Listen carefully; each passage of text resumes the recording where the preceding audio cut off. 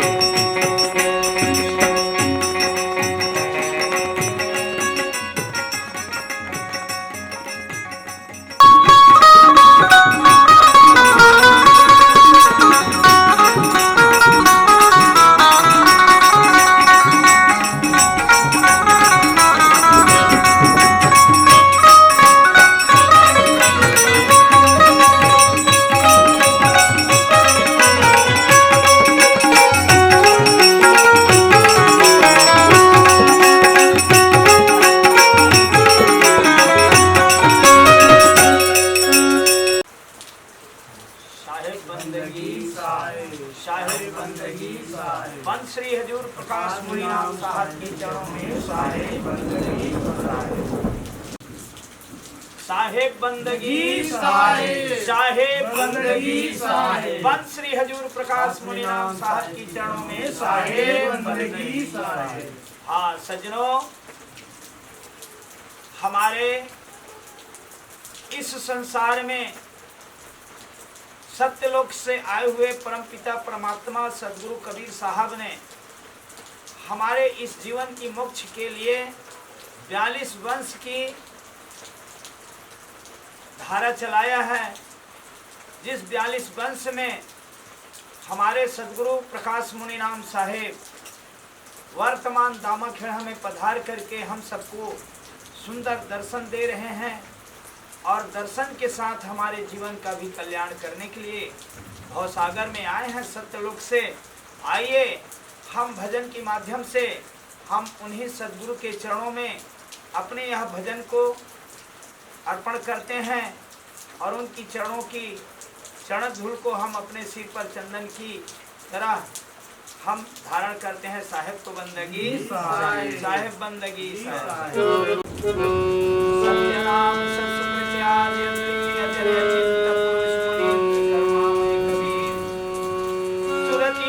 संतायन धनी धर्मदास वचन वंश चूड़ामणि नाम सुदर्शन नाम गुरुपति नाम प्रमोद गुरुवाला पीर नाम केवल नाम अमोल नाम सुरति स्नेही नाम आक नाम पाक नाम प्रकट नाम धीरज नाम रुद्र नाम दया नाम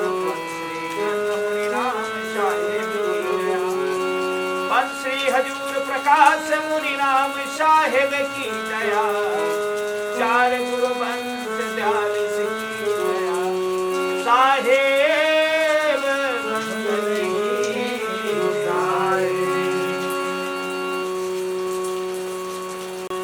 चल संगी दामा खेड़ जा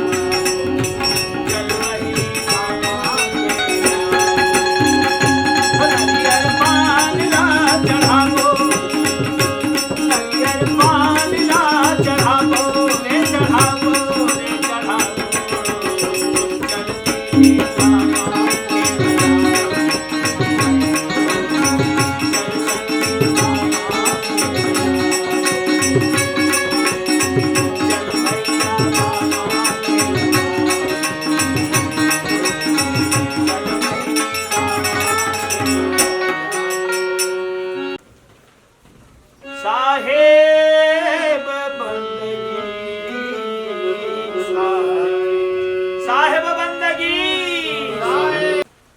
हाँ सजनों, बड़ा सुंदर ही हमारे पंत श्री हुजूर प्रकाश मुनीनाम साहेब धर्मनगर दामाखेड़ा में इतना सुंदर मेला है, जहाँ पे हमारे सदगुरु कबीर स्वरूप प्रकाश मुनीनाम साहब का दर्शन होता है। और वह दर्शन सब जीव को दर्शन दे करके सब जीवों का मोक्ष करता है। ऐसे हमारे सदगुरु की चरण कमल में हम कोटि कोटि बंदगी और हमारा बलिहारी है। सजनों, अमर लोक से हम चली आए जगत मझारा हो, सही छाप परवाना लाए, समरथ के कड़िहारा हो, जीव दुखित देखे भवसागर, ता कारण पगधारा हो, वंश 42 स्थान आरोपे, जम्बू दीप कड़िहारा हो। सदगुरु कबीर साहब है जिन अमर लोक से नाम पान लेकर के आई, जीव मन दुख देख करके आ करके धनी धर्मदास के हाथ में वो नाम पान परवाना दे करके और उखर धनी धर्मदास के द्वारा 42 वंश के पंथ ला चलाए है। जिन 42 वंश है जिन आज हमारे ये जीवन के कल्याण करे बरी भवसागर में आए है, 42 वंश के थाना रोक करके आज हमारे जीवन के एक मुक्ति के लिए सुंदर वंश 42 के अमृत रूपी कथा, अमृत रूपी वाणी और अमर कथा ला हमार धनी धर्मदास साहब है, जिन बांधो करके रहने वाला, जिन आज हमार पूरा विश्व में साहब के नाम ला प्रचार प्रसार करके जन जन तक सत्य नाम के सुमिरन ला पहुंचा करके जीव के कल्याण करत है। आओ अमर लोक से कौन परमात्मा ला भेजे है, एला सुनो साहेब बंदगी साहेब।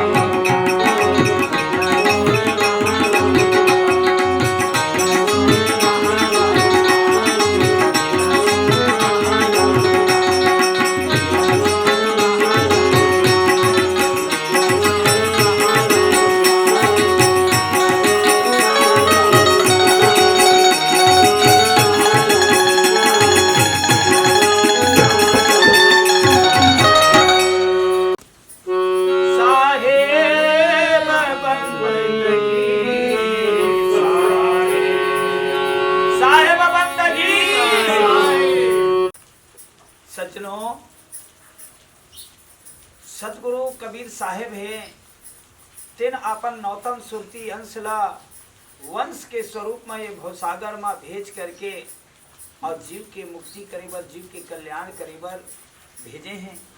जिन आज वंश गुरु प्रकाश मुनि नाम साहब के स्वरूप में दामाखेड़ा में विराजमान हैं। बंसन से दुर्मत करे जपै जो नाम कबीर, और कहे कबीर वह जीव को कबहू न लागत ठीर। वंश गुरु से जिन दुर्मत करते, जिन वंश गुरु ला नहीं माने और वंश गुरु के विमुख चलते, वो भवसागर में 84 में बार बार जन्म मरण के चक्र में फंसे रहते। वंश गुरु तो स्वयं सदगुरु कबीर के स्वरूप है, जिन ए भवसागर में आकर के जीवला मोक्ष करे बर, जीवला सद्बोध कराते, सद्ज्ञान बताते और सत्य मार्ग बता करके भवसागर में ले जाते। बंसन से चोरी करे करे शब्द की आस, ते नर तो बह जाएंगे 84 के धार। गुरु बिना पढ़े जो वेद पुराना, ताको नहीं मिले भगवाना। सदगुरु के शरण ला छोड़ करके अगर वो वेद शास्त्र पुराण पढ़ते, गीता भागवत पढ़ते हैं और ग्रंथ के पाठ करते, वो आदमी और सदगुरु के शरण में नहीं जाए, ऐसे जीवला भवसागर से मुक्ति नहीं मिले, सतलोक नहीं मिले। सजनों एखर सेती आओ हम आप मन ला एक भजन के माध्यम में ले जाथन। साहेब बंदगी साहेब साहेब बंदगी।